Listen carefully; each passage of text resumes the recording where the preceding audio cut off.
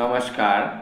শ্রীমদ্ ভাগবত গীতা চতুর্থ অধ্যায় জ্ঞান যোগ শ্লোক 36। ওপি চেদসি পাপেভ্য সর্বেভ্য পাপকৃতম সর্বং জ্ঞানপ্লবনৈব বুঝিনং সন্ত ঋষস্যি। অনুবাদ: তুমি যদি সমস্ত পাপীদের থেকেও পাপিষ্ঠ বলে গণ্য হয়ে থাকো, তাহলেও এই জ্ঞানরূপ তরণীতে আরোহণ করে তুমি দুঃখের সমুদ্র পার হতে পারবে। তাৎপর্য: ভগবান শ্রীকৃষ্ণের সঙ্গে সম্পর্কিত আমাদের নিত্যস্বরূপের উপলব্ধি এতই সুন্দর যে তা অজ্ঞানতার সমুদ্রে জীবন সংগ্রামের ক্লেশ থেকে আমাদের অচিরেই উদ্ধার করে। এই জড়জগৎকে কখনো অবিদ্যার সমুদ্র অথবা কখনো দাবানলের সঙ্গে তুলনা করা হয়। অতি সুদক্ষ সাঁতারুর জন্য সমুদ্র অত্যন্ত ক্লেশময়। সমুদ্রের মাঝখানে সংগ্রামরত মানুষকে যদি কেউ এসে তুলে নেয়, তাহলে সে হচ্ছে পরম রক্ষাকর্তা। ভগবানের কাছ থেকে লব্ধ পরম জ্ঞানী একমাত্র মুক্তির পথ।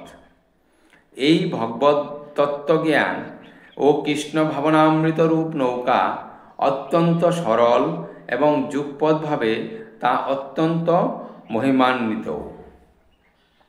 শ্লোক 37। যথৈধাংসি সমিদ্ধৌ হগ্নি ভস্মসাৎ কুরুতে অর্জুন জ্ঞানাগ্নি সর্বকর্মাণি ভস্মসাৎ কুরুতে তথা। অনুবাদ: প্রবল রূপে প্রজ্বলিত অগ্নি যেমন কাষ্ঠকে ভস্মসাৎ করে, হে অর্জুন, তেমনি জ্ঞানাগ্নিও সমস্ত জড়কর্মফলকে দগ্ধ করে ফেলে। তাৎপর্য: আত্মা ও পরমাত্মা এবং তাদের পরস্পরের মধ্যে সম্পর্কের পরম জ্ঞানকে এখানে অগ্নির সঙ্গে তুলনা করা হয়েছে। এই অগ্নি কেবল পাপ কর্মফলকেই দহন করে না তাই নয়, তা পূর্ণ কর্মফলকেও দহন করে, তাদের ভস্মে পরিণত করে। কর্মের ফল নানা রকম হয়। কোনো কোনো কর্মের ফল অপরিণত, কোনো কর্মের ফল পরিণত, কোনো কর্মের ফল ইতিমধ্যেই ভোগ করা হয়ে গেছে। আবার কোনো কর্মের ফল পুনর্জন্ম থেকে সঞ্চিত হয়ে আছে, কিন্তু জীবের স্বরূপ উপলব্ধি স্বরূপ রূপ পরম জ্ঞানের আগুনে সেই সবই ভস্মীভূত হয়ে যায়। পূর্ণজ্ঞান লাভ হলে ভূত ভবিষ্যতের সমস্ত কর্মফলই বিনাশপ্রাপ্ত হয়।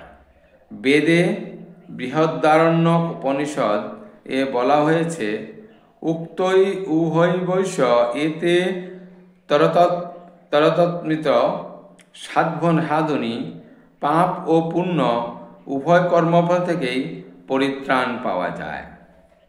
ধন্যবাদ।